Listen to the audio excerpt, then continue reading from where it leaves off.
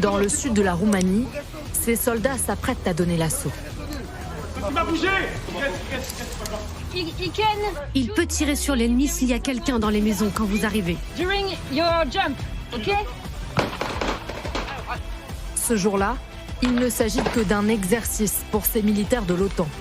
Ils sont roumains et belges, ils apprennent à se battre ensemble pour défendre, si besoin, les frontières du pays aux portes du conflit. Ils font partie de l'OTAN, donc s'il leur arrive quelque chose, il nous arrive quelque chose aussi, pardon. Donc il faut qu'ils sachent qu'ils ne sont pas tout seuls en tout cas.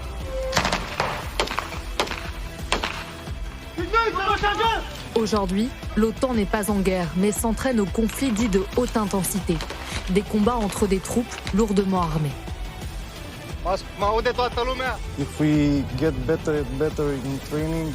Plus nous progressons à l'entraînement, meilleur on sera au moment du déclenchement d'un vrai conflit. Mais espérons que nous n'aurons pas à faire ça.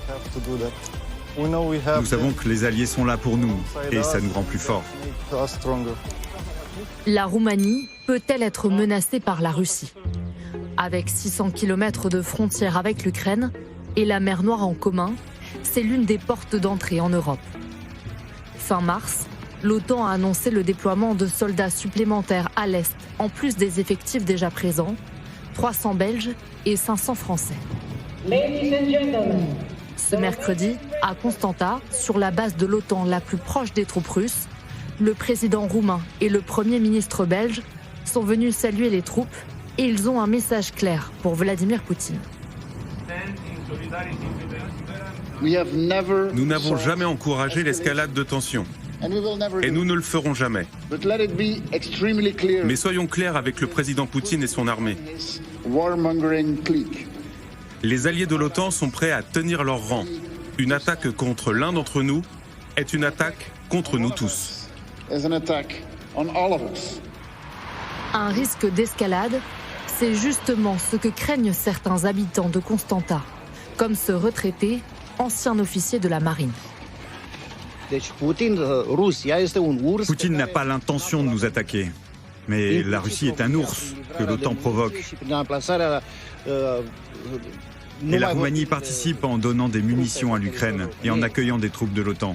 Nous sommes en première ligne et nous serons les premiers à être bombardés par les Russes.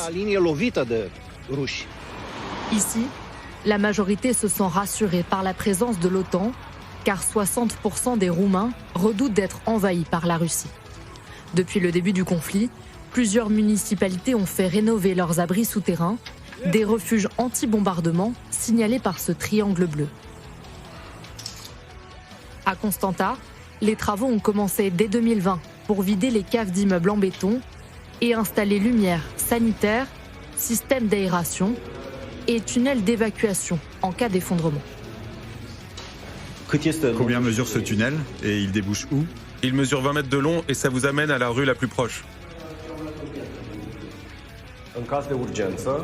En cas d'urgence, nous sommes prêts pour protéger nos citoyens.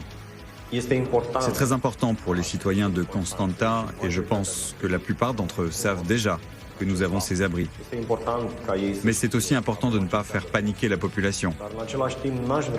Il faut avoir ce genre d'abri, mais c'est encore plus important d'avoir une raison de ne pas les utiliser. Être prêt à se protéger ou à fuir. En mars, les demandes de passeport ont bondi en Roumanie. Elles ont été multipliées par 4 par rapport à l'an dernier.